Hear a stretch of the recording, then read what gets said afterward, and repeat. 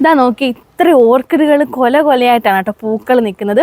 അപ്പം ഇങ്ങനെ പൂക്കൾ ഉണ്ടാവാനും ഇതുപോലെ പ്ലാന്റ്സ് ലക്ഷമായിട്ട് വളരാനുള്ള ടിപ്പൊക്കെ നമുക്ക് ഉമ്മയോട് ചോദിക്കാവേ. ഈ ഒരു ബയോ സ്ലറി നമുക്കിത് എങ്ങനെ പ്രിപ്പയർ ചെയ്യുന്നതൊക്കെ കാണിച്ചു തരുവേ. ഇതാ നോക്കി, സ്ലറി ഇതാ ഇതുപോലെ പൈപ്പിൽ എടുക്കുകയാണ് കണ്ടോ. ഞാൻ അവിടെ കളക്ട് ചെയ്ത് വെക്കും കേട്ടോ. ഇതിനകത്ത് എന്തൊക്കെ വേസ്റ്റ് ആയിടുന്നേ? ഇതിനകത്ത് നമ്മുടെ അടുക്കളയിൽ ഉപയോഗിക്കുന്ന എല്ലാ പച്ചക്കറി വേസ്റ്റും, ബനാനയുടെ പീല്, എല്ലാം, ചക്കയുടെ വേസ്റ്റ്, എല്ലാ വെജിറ്റബിൾ വേസ്റ്റ് എല്ലാം ഇടും. എല്ലാം. ഈ മീറ്റ് അങ്ങനത്തെ ഒന്നും ഇടത്തില്ല. അതെ അതെ, നല്ല ടൈറ്റ് ആയിട്ടിരിക്കുക. ഞാൻ കാണിച്ചു തരാം. ഇതിപ്പം ചരിഞ്ഞു പോയി വെച്ചത്. ഇതാണ്ട ഇതുപോലെ വേസ്റ്റ് ഇട്ട് എത്ര ദിവസം വെച്ചേക്കണം? ഇത് കുറെ നാളായി. ഇതിപ്പോ ഇത് വെച്ചിരുന്ന ഒരാഴ്ച കഴിയുമ്പോൾ നമുക്ക് ഇതുപോലത്തെ ലിക്വിഡ് കിട്ടാൻ കിട്ടും. ഒരാഴ്ച വെച്ചിരുന്നാ കിട്ടും.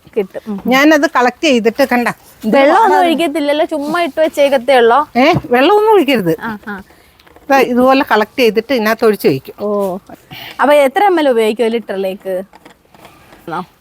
ഒരു 30 ml ഉപയോഗിക്കാം. 30 ml 1 ലിറ്ററിന്. 30 ml 1 ലിറ്ററിൽ മിക്സ് ചെയ്ത് രാവിലെ അങ്ങ് അടിച്ചു കൊടുക്കും.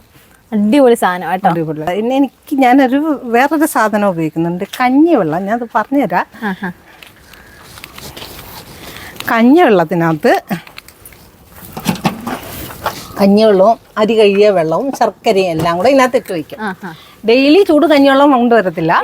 കഞ്ഞിവെള്ളം വെച്ച് പുളിപ്പിച്ചിട്ട് ഇതിനകത്ത് ഒഴിച്ച് വെക്കും. ഇതൊരു കപ്പ് ഇതാവുമ്പോൾ എനിക്ക് കുറേ പ്ലാന്റ്സ് ഉള്ളതുകൊണ്ട് 1 ലിറ്റർ ആവുമ്പോൾ 1 ബക്കറ്റ് ഫുള്ളാവുമ്പോൾ അത് എടുത്ത് 2 ബക്കറ്റ് വെള്ളവും കൂടെ ചേർത്ത് ഫുള്ളായിട്ട് അടിച്ചു. സ്മെല്ലൊന്നും വരത്തില്ല. പിന്നെ കരിക്കിന്റെ തേങ്ങയുടെ വെള്ളം കിട്ടുവാണെങ്കിൽ അതും നല്ലയാ. അതുപോലെ സ്റ്റോർ ചെയ്ത് വെച്ചിട്ട് ഇതുപോലെ ഇരട്ടി വെള്ളം ചേർത്ത്. തേങ്ങയുടെ വെള്ളം സ്റ്റോർ ചെയ്യുമ്പോൾ നമ്മള് ഇപ്പം പുളിപ്പിച്ച തേങ്ങ വെള്ളം ആണെങ്കിൽ 5 ഇരട്ടി വെള്ളം ചേർക്കും. അതെ 5 ഇരട്ടി വെള്ളം ചേർക്കണം. അതേസമയം ഫ്രഷ് ആണെങ്കിൽ ഇരട്ടി വെള്ളം ചേർത്ത് അടിക്കും. അത് അന്നേരം പൊട്ടിച്ചിട്ട് നമ്മൾ അടിക്കും. കുളിപ്പിച്ച് കഴിയുമ്പോൾ അതിന്റെ ഒരു ഭയങ്കര എഫക്റ്റ് ആയിരിക്കും. ഭയങ്കര എഫക്റ്റ് ആവും. വളരുന്നതിന് ഗ്രോത്തിന് ഭയങ്കര നല്ലതാ പുളിപ്പിച്ച കഴിഞ്ഞാൽ. മറ്റേ അന്നേരം ഉടയ്ക്കുന്നതിനകത്ത് പൊട്ടാഷ്യം കൂടുതലാ, പൂക്കാനും നല്ലതാ അന്നേരം ഉടയ്ക്കുന്നത്. അതെ, നമുക്ക് വീട്ടിൽ 1 രൂപ പോലും ചെലവില്ലാതെ നമുക്ക് ഇതുപോലത്തെ ഈസി ആയിട്ട് വളങ്ങൾ ഉണ്ടാക്കാം.